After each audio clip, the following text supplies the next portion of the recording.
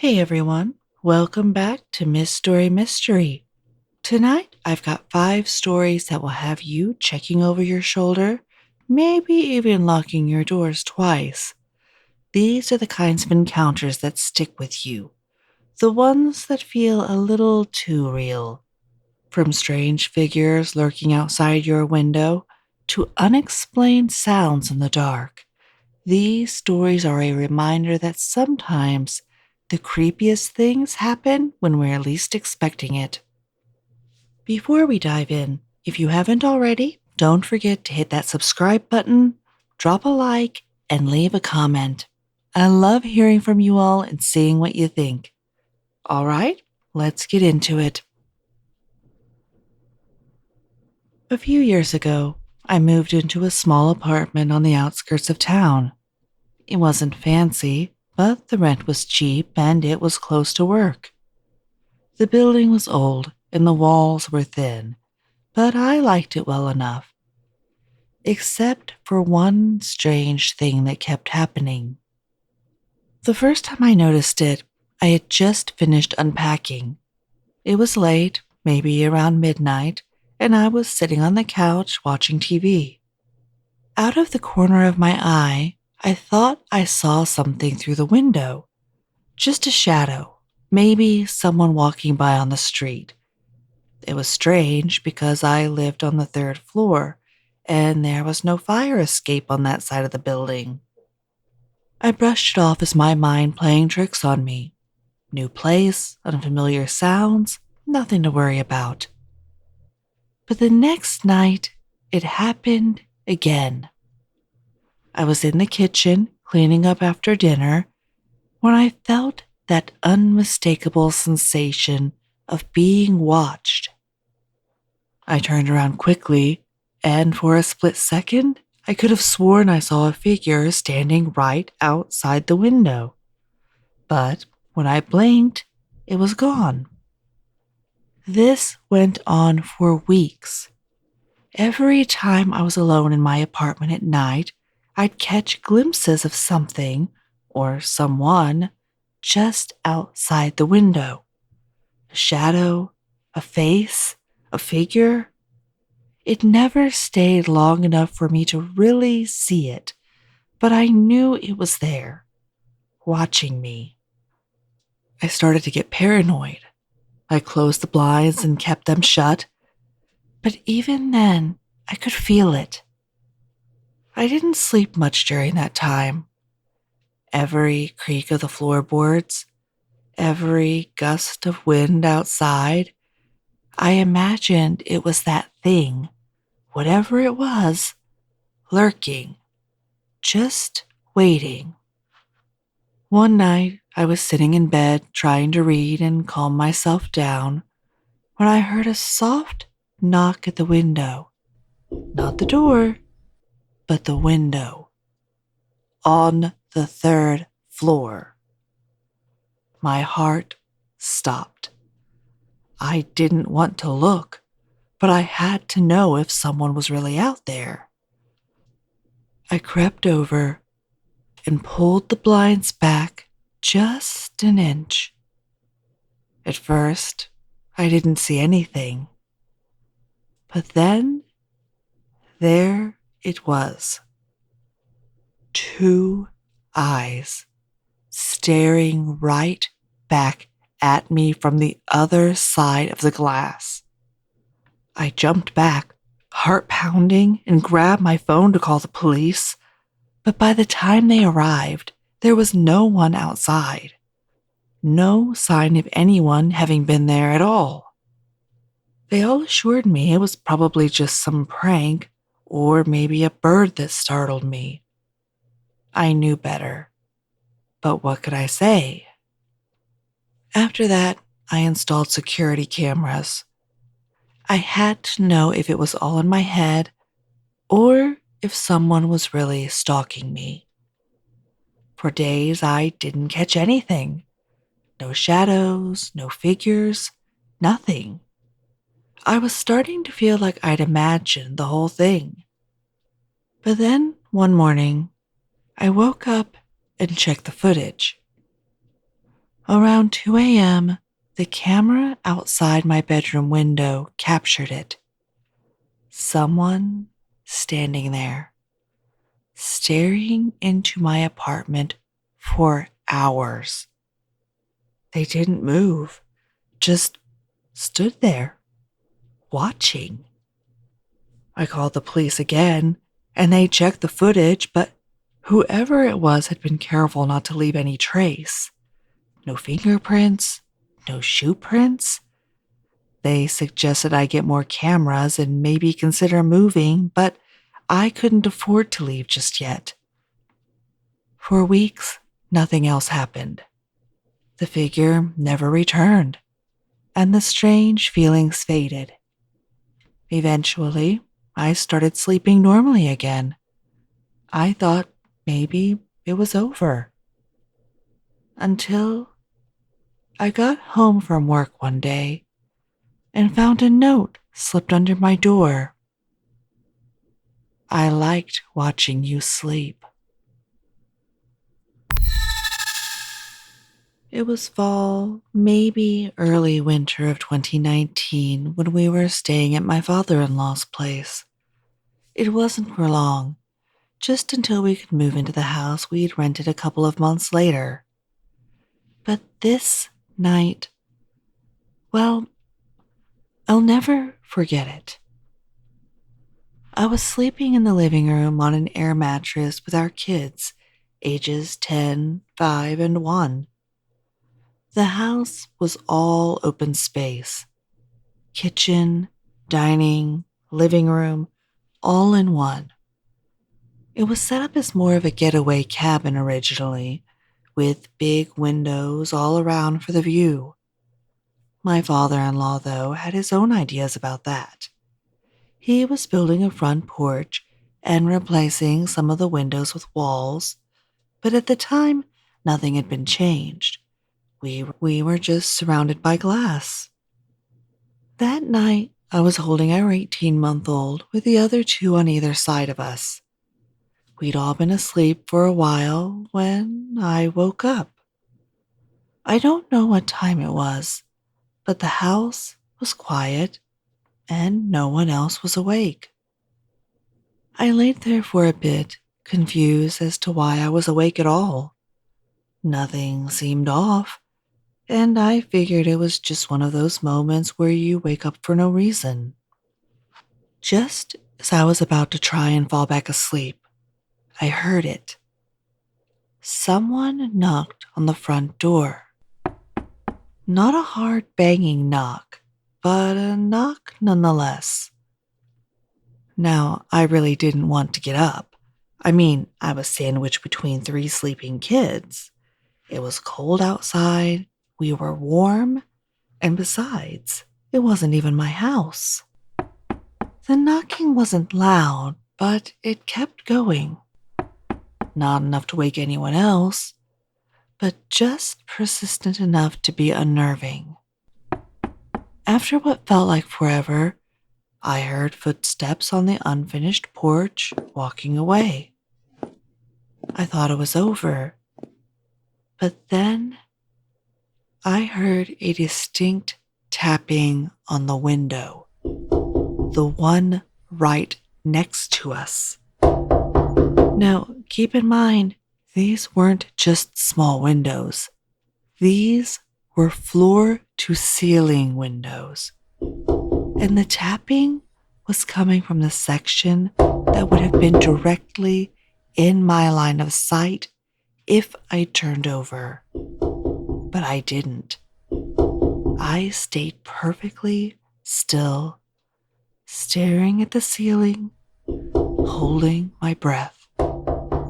The tapping continued, deliberate and patient, right where our heads were. And then, just as suddenly, it stopped.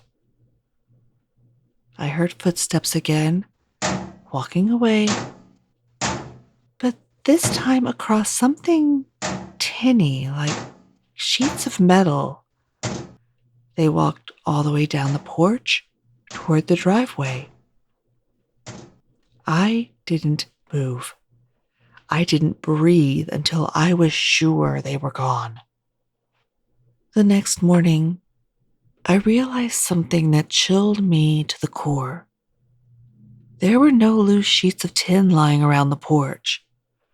The only tin out there was the roof they'd finished putting up earlier that day. Whoever or whatever had been out there, the only way they could have made those footsteps was if they'd somehow gotten onto the roof and then jumped back down at the end. To this day, I don't know what it was, but it scared me in a way nothing ever has, and still does every time I let myself think about it. A few years ago, I was living in a small, quiet neighborhood, renting a modest one-bedroom house.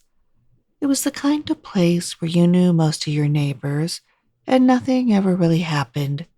Just the usual calm suburban life. One night, I came home late from work. It was already dark and I was exhausted. I dropped my bag by the door, kicked off my shoes, and went to the kitchen to make something quick to eat. After a long day, all I wanted was to relax and get to bed. I noticed something odd though.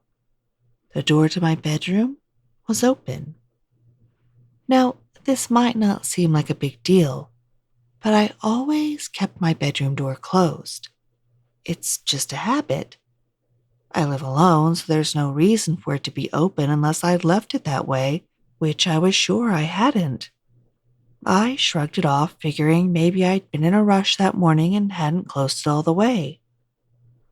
I made dinner, watched some TV, and went to bed, closing the door firmly behind me. As I lay there drifting off to sleep, I heard something from the hallway. It was faint, but clear enough to make me freeze. A soft creak, like someone slowly walking on the floorboards just outside my door. I listened closely, but the sound stopped. My heart was pounding, but I convinced myself it was just the house settling. You know how old houses can be. They make noises all the time. Eventually, I fell asleep. The next morning, I woke up, went about my usual routine, and left for work. When I came home that evening, I noticed the bedroom door was open again. Not just open a little, wide open. That's when I started to feel uneasy. I had definitely closed it before leaving. I checked the house. Nothing seemed out of place. No signs of anyone else having been there. The windows were locked, and the door had been locked when I got home. There was no explanation for it. For the next few nights, the same thing kept happening. Every morning, I'd leave with the door shut, and every evening, it would be wide open when I got home. I started feeling paranoid, double checking that I locked the door, even setting up a chair in front of it to see if it moved. But nothing ever seemed to happen during the day. It was always when I was asleep or out. One night, I decided to stay up late, determined to figure out what was going on. I sat in the living room, facing the hallway, trying to keep my eyes open. Hours passed, and everything was quiet. I was about to give up and go to bed when I heard it. A soft, deliberate creak from the hallway. My blood ran cold. I didn't move. I didn't dare breathe.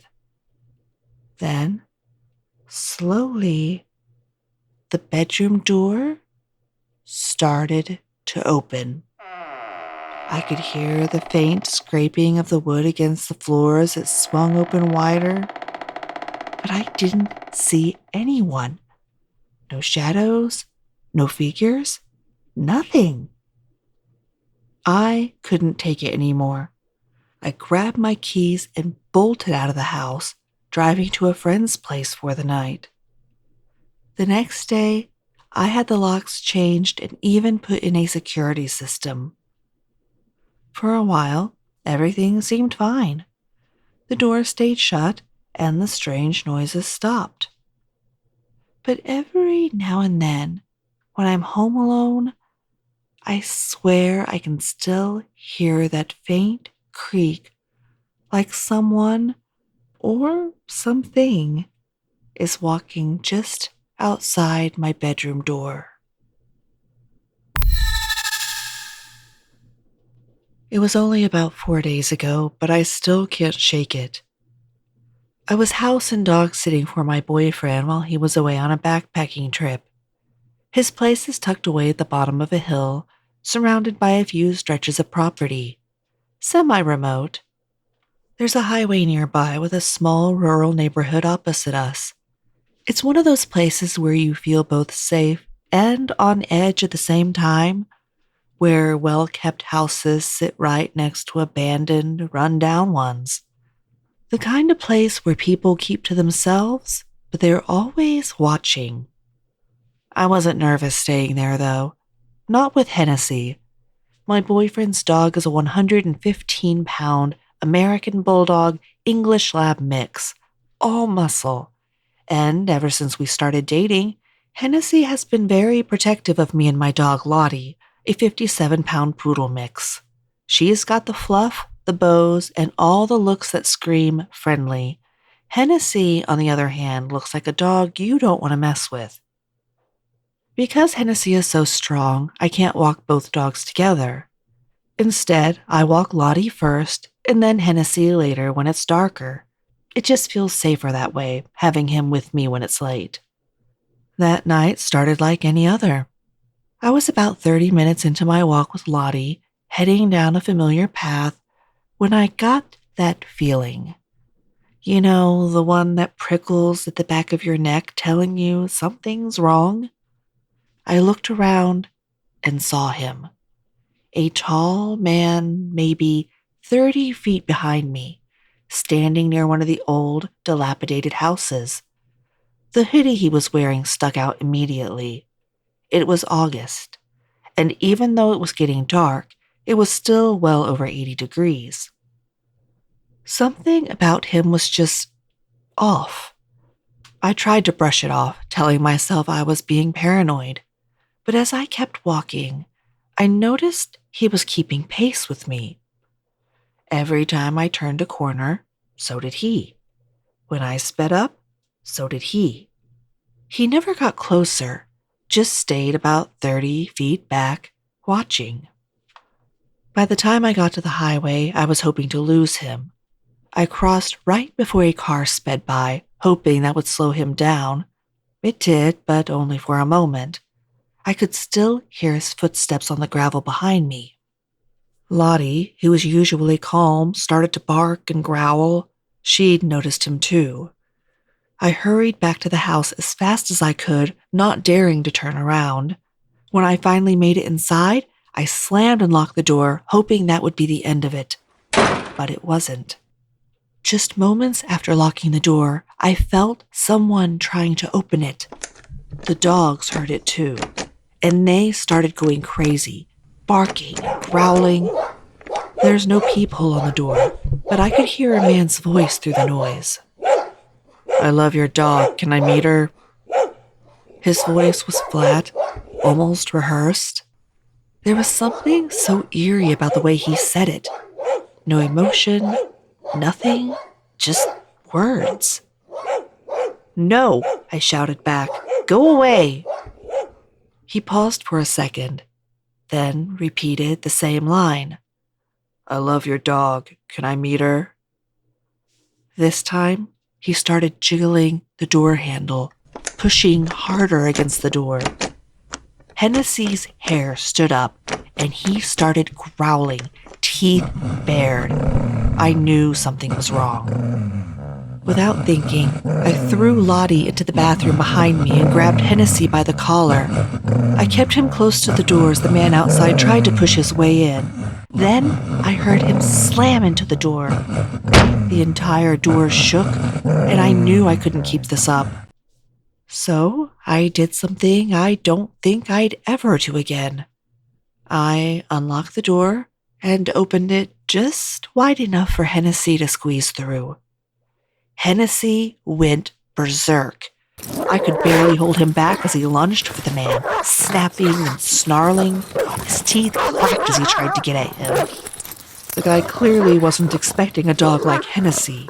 He stumbled back, almost fell, and then took off, running up the hill as fast as he could. I pulled Hennessy back inside, heart pounding, and immediately called the cops. They came out, took my statement, but since I hadn't got a good look at the guy, there wasn't much they could do. They told me they'd keep an eye out, but nothing ever came of it. I don't know why that creep didn't get the hint when he heard the barking. Maybe he thought both dogs were like Lottie, just fluff and no bite. But I'm thankful for Hennessy. He saved me that night, and the next day, I bought him the biggest bone I could find. I don't like to think about what might have happened if Hennessy wasn't there, but I'll tell you one thing. If that guy ever comes back, he's not getting another chance. Hennessy will be waiting. My spouse and I had recently moved out west, just past the Cascades. It was the kind of quiet, open space we'd been looking for. Tons of yard to work on, no neighbors too close by, and skies so clear you could actually see the stars. It was peaceful, though a bit of a mess when we moved in. We'd spent weeks cleaning up trash in the yard, digging out garden beds, and repairing old fences. But something about disturbing the land, it made things feel different. At least, that's what I tell myself now.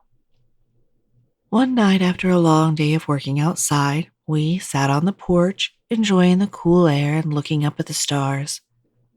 There's almost no light pollution out here. The only light nearby is from our elderly neighbor's place about an acre away. It's always on, like some old habit he just never broke. Other than that, nothing but darkness.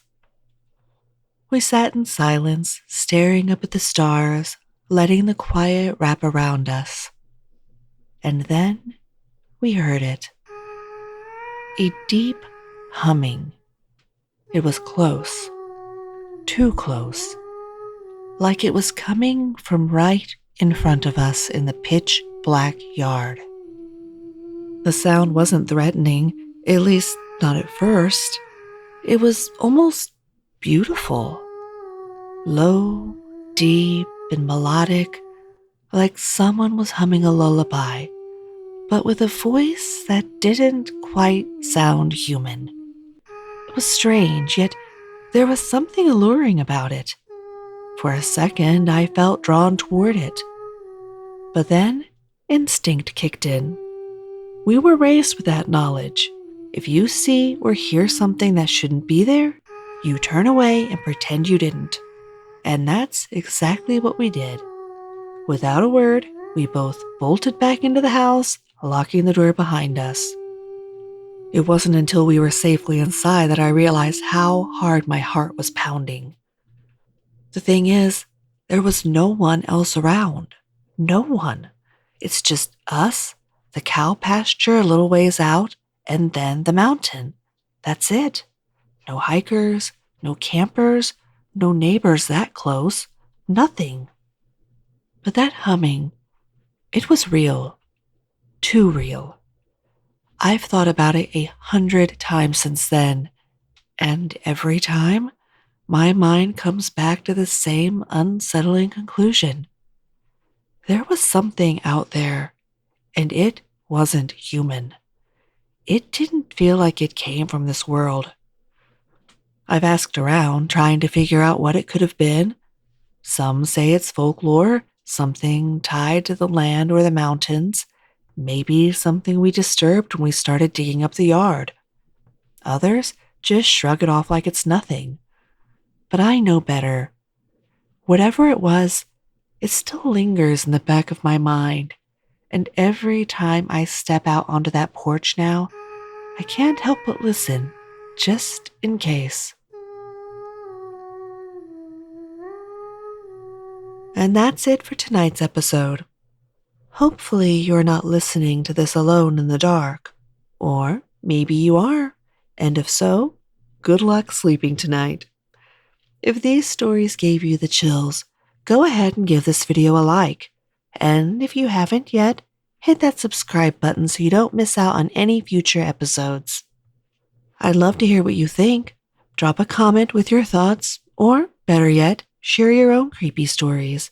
You never know, I might share yours in an upcoming video. Thanks so much for hanging out with me. And remember, when you hear something in the dark, just keep telling yourself, it's nothing. See you next time.